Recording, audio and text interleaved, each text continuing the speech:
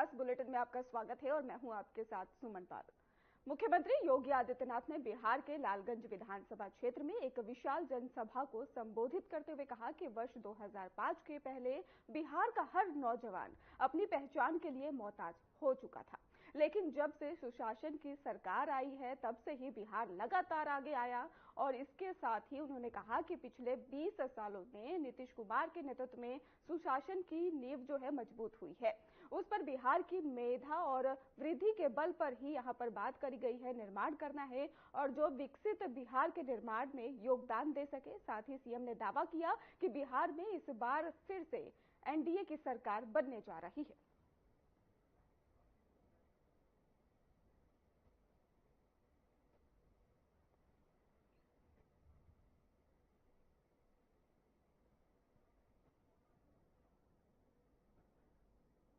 जिस बिहार के पास अपनी गौरवशाली अतीत हो, वह बिहार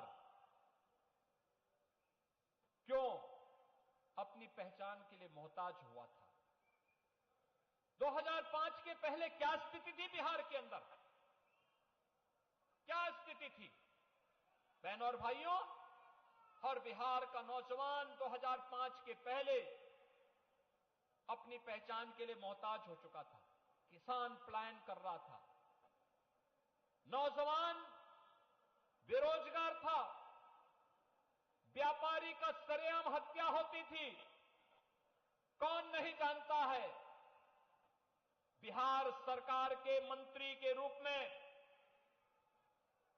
श्री बृजबिहारी प्रसाद जी के साथ क्या घटना घटित हुई थी? बहनों और भाइयों, बिहार की इस स्थिति को देख करके हम लोगों को भी लगता था कि अगर बिहार ऐसे ही रहा तो फिर कैसे काम चलेगा, क्या होगा भारत का? बहनों और भाइयों, आज सुखद अनुभूति होती है जब बिहार अपने गौरव पर फिर से पुनर्स्थापना करने के लिए उतावला दिखाई देता है, संघर्ष करते हुए आगे बढ़ता है। नीतीश बाबू के नेतृत्व में पिछले 20 वर्ष में बिहार ने सुशासन की जो नींव सुदृढ़ की है, अब उस सुशासन की सुदृढ़ नींव पर एक बड़ी इमारत खड़ी करनी है और उस बड़ी इमारत को खड़ा करने के लिए विकसित बिहार की संकल्पना के साथ आज हम सब आपके बीच आए हैं। बहनों और भाइयों, भारत दुनिया की सबसे बड़ी ताकत बना तब जब बिहार एक ताकत बना था। भारत विकसित होगा तब जब बिहार विकसित होगा। भारत आत्मनिर्भर होगा तब जब बिहार आत्मनिर्भर होगा। और उस आत्मनिर्भर और विकसित बिहार के लिए हमें अच्छे लोग चाहिए, अच्छे जनप्रतिनिधि चुन करके भेजने होंगे। आज बिहार में बहनों और भाइयों, जब एनडीए की सरकार है तो विकास भी है और सुशासन की सुदृढ़ नींव पर एक बेहतर भविष्य की आशा के साथ हम कार्य कर सकते हैं। और इसीलिए मैं आज आप सबसे कह रहा हूं, बहनों और भाइयों, ये तो किसी भी चुनाव की सबसे बड़ी गारंटी होती है कि अगर राहुल गांधी प्रचार में आ गए तो मान के चलिए कि एनडीए की विजय सुनिश्चित है। खबर लखनऊ से है, जहां पर बीजेपी सांसद रवि किशन के बयान पर कि गोरखपुर की तुलना अब स्पेन से की जा रही है। समाजवादी पार्टी के राष्ट्रीय अध्यक्ष अखिलेश यादव ने तंज कसा है। उन्होंने कहा है कि पहले कोई बताए कि स्पेन दुनिया के नक्शे पर कहां है। पहले कहा था और काशी को ही क्योटो जैसा बना देंगे और अब उसकी सड़कें बर्बाद कर रहे हैं। और अखिलेश यादव ने आगे ये भी कहा है कि गोरखपुर स्पेन जैसा कैसे हो सकता है और पता नहीं वहां और पूरे प्रदेश में कितना गांजा पकड़ा जा रहा है। उन्होंने बीजेपी सरकार पर निशाना साधते हुए कहा है कि सिर्फ दावे और नारे लगाने से शहर विकसित नहीं होता है, बल्कि जमीनी काम की भी जरूरत होती है। हमें कोई बताए स्पेन नक्शे में कहां है? स्पेन कहां है नक्शे में, बताओ ना। अच्छा, कोई क्यूटो से कर रहा है तुलना। अच्छा, क्यूटो बनाना था बनारस को, गलियां तोड़ रहे हैं जो बहुत पुरानी गलियां थी। नया चीज नहीं बनानी, कोई पुरानी गलियों को तोड़ रहे हैं। न जाने कितना नुकसान हो रहा है। और मुआवजा जो मिलना चाहिए था मार्केट वैल्यू वो नहीं मिल रहा है। झगड़ा तो यही है कि मार्केट वैल्यू क्या है, आप मार्केट वैल्यू नहीं दे रहे हैं। आपने कहा क्यूटो बना देंगे, अरे आप गूगल करके कभी तस्वीर तो देखो, वीडियो तो देखो, क्यूटो क्या है। आज के समय में धोखा नहीं दे सकते हैं, आज से 10 साल पहले आप धोखा दे देते। मैं कोई बात कहता आप तुरंत चेक कर लोगे गूगल करके, बहुत से प्लेटफॉर्म है वहां पर चेक कर लोगे आप, ये संभव पहले नहीं था। तो आप कह रहे हैं हम क्यूटो बना देंगे, कोई कह रहा है स्पेन जैसा। अरे गोरखपुर स्पेन जैसे दिखेगा, न जाने कितना गांजा पकड़ा जा रहा है पूरे उत्तर प्रदेश में। हाँ उससे तो मिलता है स्पेन थोड़ा बहुत स्पेन की लाइफ से थोड़ा बहुत मिलता है, हालांकि इसमें बुराई मान जाए कोई। खबर आपको बता दें, हाईकोर्ट से अब्बास अंसारी को राहत मिल गई है। बड़ी जानकारी सामने आ रही है कि अब राहत मिल चुकी है। इसके साथ ही आचार संहिता उल्लंघन मामले में यहां पर राहत दी गई है। 1 दिसंबर को अगली सुनवाई होगी। बड़ी जानकारी आपको बता रहे हैं, जहां पर ये जानकारी सामने आई, हाईकोर्ट से अब्बास अंसारी को राहत मिल गई है। आचार संहिता उल्लंघन मामले में अब राहत मिल चुकी है। 1 दिसंबर को अगली सुनवाई होगी, ये बड़ी जानकारी सामने आ रही है। भीड़ जुटाने को लेकर ही यहाँ पर जो मामला है वो दर्ज किया गया था। इलाहाबाद हाईकोर्ट से मुख्तार अंसारी के बेटे अब्बास अंसारी को राहत मिल गई है और हाईकोर्ट ने आचार संहिता उल्लंघन के मामले में ट्रायल कोर्ट को कार्रवाई पर अगली सुनवाई तक रोक लगाई है। बिना अनुमति भीड़ जुटाने पर आचार संहिता उल्लंघन का मामला दर्ज हुआ था। अब्बास अंसारी ने याचिका दाखिल कर चार्जशीट भी रद्द किए जाने की मांग की है। अब्बास अंसारी के खिलाफ मऊ जिले की थाना कोतवाली में एफआईआर दर्ज कराई गई थी। अब्बास अंसारी सुहेल देव भारतीय समाज पार्टी के प्रत्याशी थे। उन्होंने 3 मार्च 2022 को ही बगैर अनुमति के ही सभा की। सभा में भीड़ इकट्ठी करके मऊ के प्रशासन को चुनाव के बाद हिसाब किताब करने और सबक सिखाने की भी धमकी दी थी। तो अब जानकारी सामने आई है, जहां पर बताया जा रहा है कि अब्बास अंसारी को राहत मिल गई है।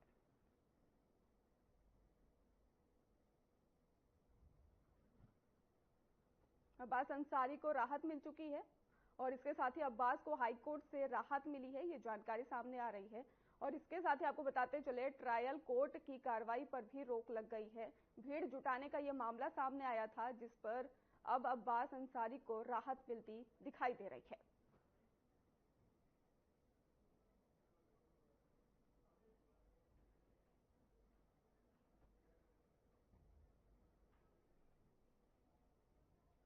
वाराणसी के ही लहू राबीर में मौजूद विनीता अनाथ आश्रम में आयोजित श्रद्धांजलि समारोह में कांग्रेस जनों ने ही यहां पर सरदार पटेल, इंदिरा गांधी और आचार्य नरेंद्र देव को पुष्पांजलि अर्पित की है। इस दौरान ही कांग्रेस अध्यक्ष अजय राय ने कहा है कि सरदार पटेल ने राष्ट्रहित में आरएसएस पर ही प्रतिबंध लगाकर यह साबित किया है कि देश से सबसे बड़ा जो कोई संगठन नहीं हो सकता। और इसके साथ ही इंदिरा गांधी ने भारत को विश्व शक्ति बनाया है, वहीं आचार्य नरेंद्र देव ने शिक्षा और स्वतंत्रता संघर्ष को नई दिशा दी।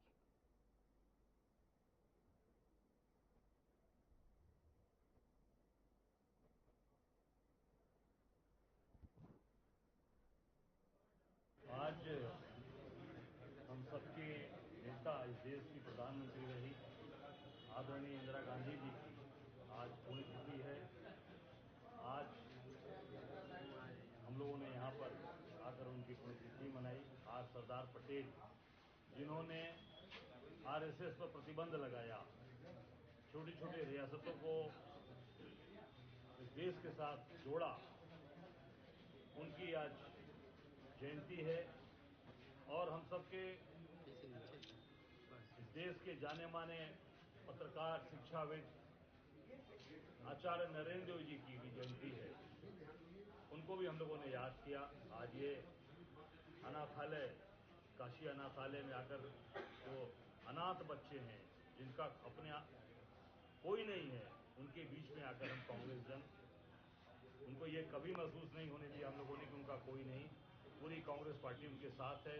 उनके परिवार की तरह हम सब लोग यहाँ आते हैं और हर समय उनका ध्यान देते हैं। हम लोग आज उनके बीच में आए, आकर उनको मिष्ठान वितरण किया, उनको फल खिलाया गया और निश्चित तौर से अपने इन तीनों नेताओं को आकर हम लोगों ने यहाँ पर देश के लौह पुरुष और भारत रत्न सरदार वल्लभ भाई पटेल की जयंती पर आज पूरे उत्तर प्रदेश में राष्ट्रीय एकता दिवस मनाया गया। एकता, अखंडता और समरसता के संदेश के साथ जगह जगह रन फॉर यूनिटी का आयोजन हुआ। लखनऊ में रन फॉर यूनिटी का आयोजन हुआ। सरदार वल्लभ भाई पटेल की जयंती पर कार्यक्रम और इसके साथ ही वही नगर निगम मुरादाबाद की ओर से भी रन फॉर यूनिटी का आयोजन किया गया। कार्यक्रम की शुरुआत नगर निगम अधिकारियों द्वारा हरी झंडी दिखाकर की गई और बच्चों, युवाओं और बुजुर्गों ने उत्साहपूर्वक दौड़ में भाग लिया है। दौड़ के माध्यम से ही सभी ने देश में एकता और अखंडता का संदेश दिया। अधिकारियों ने कहा है कि इस आयोजन का उद्देश्य सरदार पटेल के आदेशों को याद करना और इसके साथ ही उनके आदर्शों को समाज में एकता की भावना को मजबूत बनाना है। हरदोई में ही सरदार वल्लभ भाई पटेल की 150वीं जयंती पर रन फॉर यूनिटी का भी आयोजन किया गया और नागरिकों ने राष्ट्रीय एकता के लिए दौड़ लगाई। अखंड और इसके साथ ही आपको बताते चले इसका संकल्प लिया गया है। अखंड भारत के संकल्प को दोहराया गया है और संभल में भी सरदार वल्लभ भाई पटेल की जयंती पर रन फॉर यूनिटी कार्यक्रम आयोजित हुआ। मंत्री गुलाब देवी ने हरी झंडी दिखाकर दौड़ को रवाना किया। वहीं बड़ी संख्या में युवाओं ने इसमें भाग लिया है। सरदार पटेल को श्रद्धांजलि दी गई है और रामपुर में अंबेडकर पार्क के सामने रन फॉर यूनिटी कार्यक्रम आयोजित हुआ। सरकारी और गैर सरकारी स्कूलों के छात्र छात्राओं ने इसमें भाग लिया है। फर्रुखाबाद में सरदार पटेल की जयंती के अवसर पर ही पुलिस लाइन से पुलिस कर्मियों और छात्रों ने इकट्ठे होकर यात्रा निकाली है। डीएम, एसपी और पूर्व मंत्री अर्चना पांडे समेत कई अधिकारी भी मौजूद रहे हैं। गोंडा के अंबेडकर चौराहे से रन फॉर यूनिटी की शुरुआत हुई है। विधायक, क्षेत्रीय अध्यक्ष और डीएम ने साथ मिलकर दौड़ लगाई है। ललितपुर में भारत रत्न सरदार वल्लभ भाई पटेल की 150वीं जयंती राष्ट्रीय एकता दिवस के रूप में मनाई गई और इस अवसर पर ही रन फॉर यूनिटी रैली का आयोजन हुआ।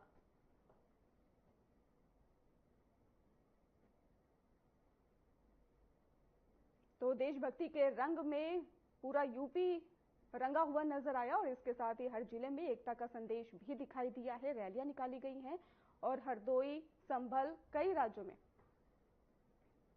चलिए रुक करते अगली खबर की ओर। रामपुर के सिविल लाइंस क्षेत्र में ही डॉक्टर भीमराव अंबेडकर पार्क के सामने रन फॉर यूनिटी कार्यक्रम का आयोजन किया गया। कार्यक्रम में जिले के सरकारी और गैर सरकारी शिक्षकों, संस्थानों और सैकड़ों छात्र छात्राओं ने हिस्सा लिया।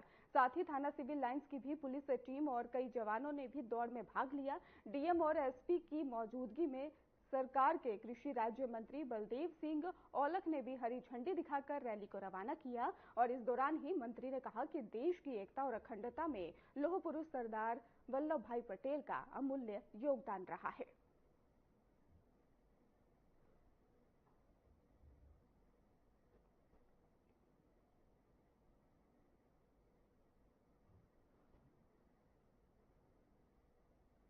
बहुत ही महान पुरुष की जयंती है, 150वीं जयंती, जो कि सरदार वल्लभ भाई पटेल के नाम से, उनको खिताब भी सरदार के नाम से मिला, जिन्होंने देश के आजाद कराने में और देश के जो आजाद कराने के बाद जो कि अलग अलग टुकड़ों में बटे हुए राजा महाराजा हैं, उनको एक सूत्र में बांधने का और देश की एकता और अखंडता को कायम करने का उन्होंने जो काम किया है, वो इतिहास में एक स्वर्ण अक्षरों में लिखा हुआ है। हमेशा उसको याद करते रहते हैं। आज एक महत्वपूर्ण की 150वीं जयंती है। इसमें बहुत बड़े बड़े पूरे देश में कार्यक्रम किए जा रहे हैं। आज यहाँ रन फॉर यूनिट के माध्यम से भी हम लोगों ने झंडी दिखाकर इस नौजवानों को किया है और हम ऐसे ही आगे भी सरदार वल्लभ भाई पटेल को ऐसे ही इनकी जयंती को मनाते रहेंगे, क्योंकि उनका देश को आजाद और देश की तरक्की के लिए उन्होंने बहुत सारे काम किए। सर, इस बार बड़े जोर और शोर के साथ में जयंती मनाई जा रही है, क्या वजह है? देखिए, ऐसा है, जब से माननीय प्रधानमंत्री अपने नरेंद्र मोदी जी आए हैं, लगातार महापुरुषों की, चाहे राजनीतिक महापुरुष हो चाहे दूसरे महापुरुष हो हमारे, उनका हमेशा सारी सबकी जयंतियां और पूरा हास उल्लास के साथ मनाने का हम लोग काम कर रहे हैं।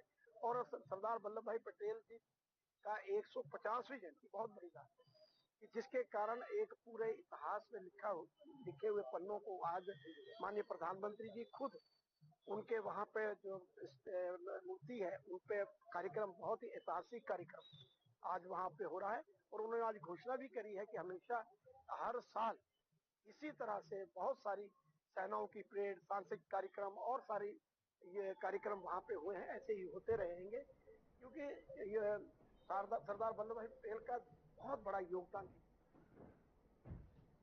नोएडा में सरदार वल्लभ भाई पटेल की 150वीं जयंती राष्ट्रीय एकता दिवस के रूप में मनाई गई। इस अवसर पर नोएडा स्टेडियम में ही मैराथन दौड़ का भी आयोजन हुआ, जिसमें पुलिसकर्मियों और नागरिकों ने उत्साहपूर्वक भाग लिया। कार्यक्रम में मुख्य अतिथि के रूप में ही कवि कुमार विश्वास, क्रिकेटर भुवनेश्वर कुमार और मिसेज यूनिवर्स 2025 शैरी सिंह और यूट्यूबर अमित भड़ाना शामिल रहे। गौतम बुद्ध नगर की पुलिस कमिश्नर लक्ष्मी सिंह ने प्रतिभागियों को एकता दिवस की शपथ दिलाई और मुख्य अतिथियों के साथ हरी झंडी दिखाकर दौड़ की शुरुआत की।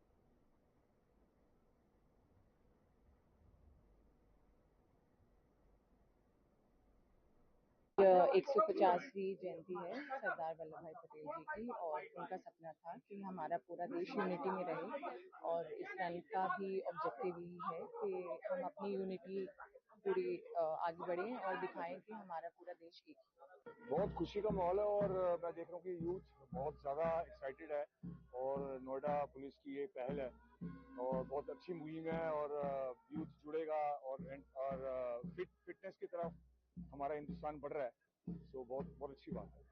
देखिए, सरदार पटेल जी की 150वीं जयंती है। सरदार पटेल जी का बहुत महत्वपूर्ण हाथ है इस देश का, जो आज का स्वरूप है उसको बनाए रखने में। ये जो अखंड भारत आज जो हमारा दिख रहा है, एक है हम लोग, वो पूरी उन्हीं की मेहनत है। तो हमारी ये जिम्मेदारी बनती है कि हम इसको ऐसे ही इसी स्वरूप में बनाए रखें, छोटी छोटी बातों में आपस में ना लड़ें, सामाजिक सौहार्द बनाए रखें, और यही इस मैराथन का संदेश है कि राष्ट्रीय एकता दिवस पे कि एक बने रहें। भारतीय महिला क्रिकेट टीम को बहुत बहुत शुभकामनाएं। बेटियां सदा से ही हमारा नाम ऊंचा करती हैं, और मैं तो नोएडा में रहता हूं, तो मैं इसलिए भी आनंदित हूं कि यहाँ तो पूरा जो हमारा प्रशासन शासन है वो पुत्रियों द्वारा संभाला हुआ है। जो लक्ष्मी है वो शक्ति का काम कर रही हैं, और मेधा जो सरस्वती है वो प्रबंधन का काम कर रही हैं। तो ऐसे में हम नोएडा वासी तो ज्यादा हर्षित हैं कि हमारी बेटियों ने एक ऐसी टीम को हराया है जो अविजित मानी जाती थी। हरमनप्रीत को, जेमी रॉड्रिक्स को और उन सब खिलाड़ियों को, दीप्ति को, सबको बहुत बहुत शुभकामनाएं, आशीर्वाद, और पूरे 150 करोड़ लोगों की शुभकामनाएं कि जल्दी से जल्दी कप लेकर भारत आएं, ताकि हम अपनी बेटियों का जश्न मना सकें, उत्सव।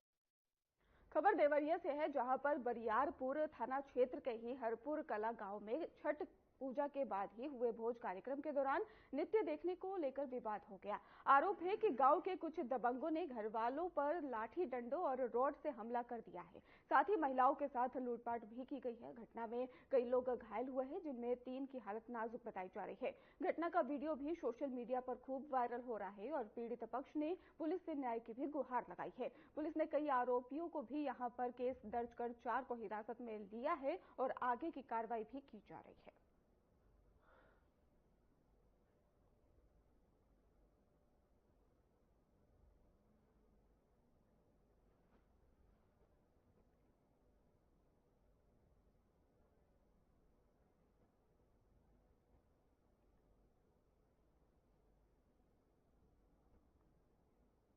तो फिर से एक बार मौसम का मिजाज बदलने लगा है, और कई जिलों में आपको बता दें कि अलर्ट जारी किया गया है। यूपी के 17 जिलों में भारी बारिश का भी अलर्ट है। चित्रकूट और कौशाम्बी में तेज बारिश की संभावित जानकारी सामने आ रही है। प्रयागराज और फतेहपुर में सतर्कता बढ़ाई जा चुकी है। मिर्जापुर, सोनभद्र में भी मौसम विभाग अलर्ट नजर आ रहा है। वाराणसी, चंदौली में भारी बारिश का भी यहां पर अलर्ट जारी कर दिया गया है, और इसके साथ ही भदोही, जौनपुर में बारिश की संभावना जताई जा रही है। तो बारिश को लेकर अलर्ट जारी कर दिया गया है। प्रयागराज, फतेहपुर में सतर्क रहने के लिए लोगों को कह दिया गया है।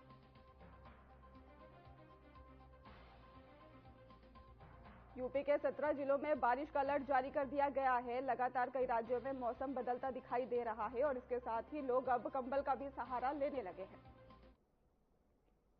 चलिए रुक करते अगली खबर की ओर। सोनभद्र में चक्रवाती तूफान मोंथा का असर अब जिले की हर जमीन पर, खेत में साफ दिखाई दे रहा है। आसमान से बरसते पानी ने किसानों की उम्मीदों पर ऐसा प्रहार किया है कि उनकी साल भर की मेहनत मिट्टी में मिल गई है। धान की फसल जो कटाई के बाद खेतों और खलिहानों तक पहुंच चुकी थी, अब पानी में सड़ने लगी है। कई किसानों का कहना है कि अब ना फसल बची है ना उम्मीद। सब्जी और दलहन और इसके साथ ही तिलहन की फसलों पर भी इस बारिश ने कहर बरपा दिया है। मौसम विभाग ने अगले 24 घंटों तक राहत की कोई उम्मीद भी नहीं जताई है। ऐसे में किसानों की आंखों में अब मायूसी साफ दिख रही है और उनका दुख दर्द सुना जा सकता है।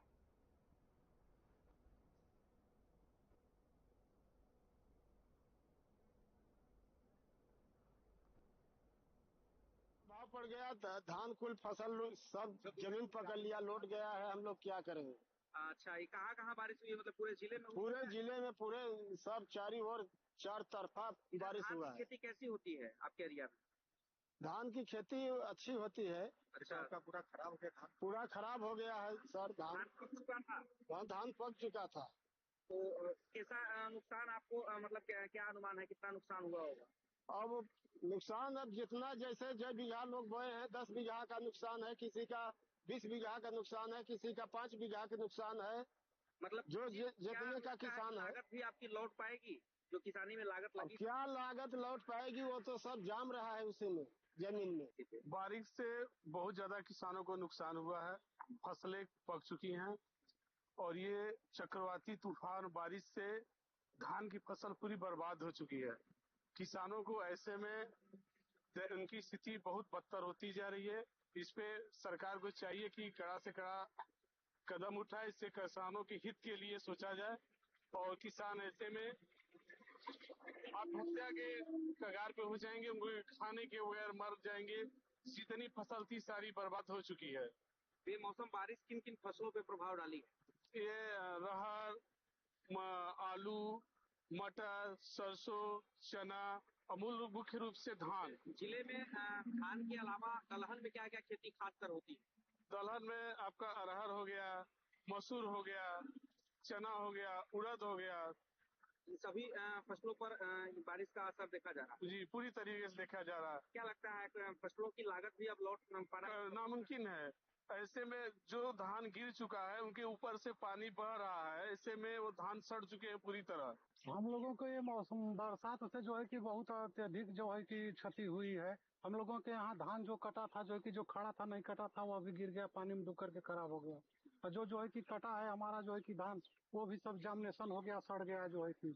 अब हम लोगों की ये स्थिति है कि खाने के लिए भी हम लोगों को तरसना पड़ेगा। लागत को लेकर के क्या? लागत जो है कि हम लोगों का जो है कि प्राइवेट कर्ज लेकर के हम लोग खेती किए हैं और लागत क्या निकालना है, जो लगा है उसमें वो भी खत्म हो गया, उसमें निकलने की कोई चांस ही नहीं है। क्या कृषि बीमा आपने कराया था? हाँ, बीमा तो हम कराए हैं जो है कि कृषि बीमा, लेकिन अब हम क्लेम भी किए हैं जो है कि अब देखना यह है कि गवर्नमेंट की तरफ से जो है कि हम लोगों को कितना राहत मिलता है। क्या शर्त बताई गई है कि कितना मुआवजा कितना मिलेगा, कुछ तरह की जानकारी? अब वो तो सर्वे करने के बाद जो है कि अपना क्षति आकलन जो है कि लगा करके रिपोर्ट करते हैं, उसमें भी कुछ आते हैं सर्वे करने, तो बहुत कम जो है कि दे देते हैं, इतना देते हैं कि हम लोगों का जो है कि वो उससे कोई संतुष्टि नहीं हो पाती है। बताओ क्या अपेक्षा रखते हैं? अपेक्षा यही, अपेक्षा तो यही सरकार से है कि हम लोगों को एक स्टैंड मतलब खड़ा करे, जो है कि जो हमारा लागत लगा है कुछ यदि मिल जाएगा तो हम लोग जो है कि खड़ा हो जाएंगे, फिर से जो है कि खेती गृहस्थी में लग जाएंगे, करेंगे।